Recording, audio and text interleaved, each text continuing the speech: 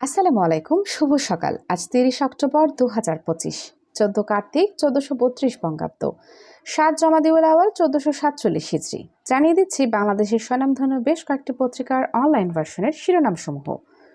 প্রথম আলো। যুক্তরাষ্ট্রের শাসন ব্যবস্থাকে প্রশ্নের মুখে ফেলল যে সিনেমা, তা জানা যাবে। পাকিস্তানের কোয়েটা শহরের আকাশে বিরল বর্ণিল দৃশ্য নিয়ে কৌতূহল। চট্টগ্রাম স্টেডিয়ামে জয় বাংলা স্লোগানের প্রতিবাদ, হাতাহাতি, আহত ১০ জন। খুব বেশি কিছু কি চেয়েছিলাম ভাইয়া? উদীচীর প্রতিষ্ঠা বার্ষিকী, নতুন করে সংস্কৃতিতে আঘাত আসছে, বন্ধ হচ্ছে সঙ্গীত, শরৎ উৎসব। আরও কিছু উল্লেখযোগ্য শিরোনাম হচ্ছে: ছাত্র জনতা হত্যাকাণ্ডে ক্ষমা চাইলেন না শেখ হাসিনা। স্থায়ী কমিটির সভা, ঐকমত্য কমিশনের সুপারিশে বিএনপি বিস্মিত ও ক্ষুব্ধ। প্রেস সচিবের ব্রিফিং, নির্বাচন চ্যালেঞ্জিং হবে, হঠাৎ আক্রমণ চলে আসতে পারে, জানিয়েছে প্রধান উপদেষ্টা। আগারগাঁও শাহবাগ অংশে মেট্রো রেল চলাচল আবারও বন্ধ। শেখ হাসিনার সাক্ষাৎকার নিলে কেউ যেন আগের কর্মকাণ্ড ভুলে না যান, বলেছেন প্রেস সচিব। চলে যাচ্ছে দৈনিক ইত্তেফাক পত্রিকার পাতায়। পার্বত্য চট্টগ্রামে অস্থিরতার নেপথ্যে অর্থনীতি ও কূটনীতি। রিক রন সহ ২৪ জনের বিরুদ্ধে চার্জশিট দিচ্ছে দুদক। বিয়ের প্রতিশ্রুতিতে ধর্ষণের অভিযোগে মামলায় এনসিপি নেতা গ্রেপ্তার। মতলব উত্তর উপজেলা চেয়ারম্যান ঢাকায় গ্রেপ্তার। ৮ বিভাগে বজ্রসহ বৃষ্টির আভাস। মেট্রো রেলের ঝাঁকুনি, কাউরান বাজার আগারগাঁও চলাচল বন্ধ। ২ মাসের মধ্যেই পুঁজিবাজার সংস্কার সম্পন্ন হবে। গাজায় ইসরায়েলি হামলায় নিহত সাংবাদিকের সংখ্যা ২৫৬ জনে দাঁড়ালো। চলে যাচ্ছি যুগান্তর পত্রিকার পাতায়। রয়টার্স, এএফপি, ইন্ডিপেন্ডেন্টকে সাক্ষাৎকার দিলেন শেখ হাসিনা। ছাত্র জনতাকে হত্যার জন্য ক্ষমা চাইবেন না হাসিনা। ২৪-এর তরুণরা ৭১-এর শহীদদের উত্তরসূরি, বলেছেন উপদেষ্টা শারমিন।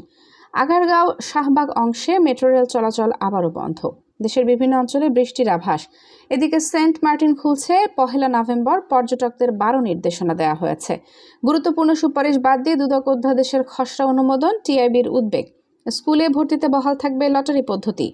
ভিন্ন কোনো দেশের কারণে ঢাকা বেইজিং সম্পর্ক ক্ষতিগ্রস্ত হবে না, জানিয়েছে চীনের রাষ্ট্রদূত। একবিংশ শতাব্দীতে হাসিনার চেয়ে বড় খুনি কেউ নেই। জুনিয়র বৃত্তি পরীক্ষার নতুন সময়সূচি প্রকাশ।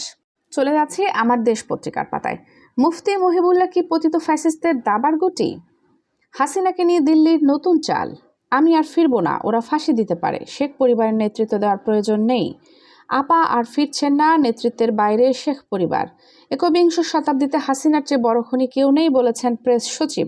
সবশেষে চলে যাচ্ছি নয়াদিগন্ত পত্রিকার পাতায়। প্রেস সচিবের ব্রিফিং, নির্বাচন বানচালে হঠাৎ আক্রমণ চলে আসতে পারে, জানিয়েছে প্রধান উপদেষ্টা। এদিকে স্বর্ণের দাম ভরিতে বাড়ল ৮,৯০০ টাকা। ঐকমত্য কমিশন জনগণ ও রাজনৈতিক দলগুলোর সাথে প্রতারণা করেছে, জানিয়েছে মির্জা ফখরুল।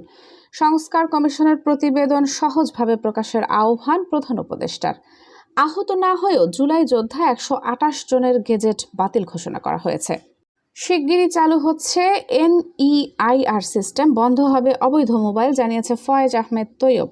বৈদেশিক মুদ্রার রিজার্ভ ৩২.১৫ বিলিয়ন ডলার। সবশেষে জানিয়ে দিচ্ছি আবহাওয়ার সংবাদ। আজকের সম্ভাব্য সর্বোচ্চ তাপমাত্রা ২৯ ডিগ্রি সেলসিয়াস এবং সর্বনিম্ন তাপমাত্রা ২৬ ডিগ্রি সেলসিয়াস। সারা দেশে হালকা থেকে মাঝারি বৃষ্টিপাত হতে পারে। এছাড়া আবহাওয়া শুষ্ক থাকবে।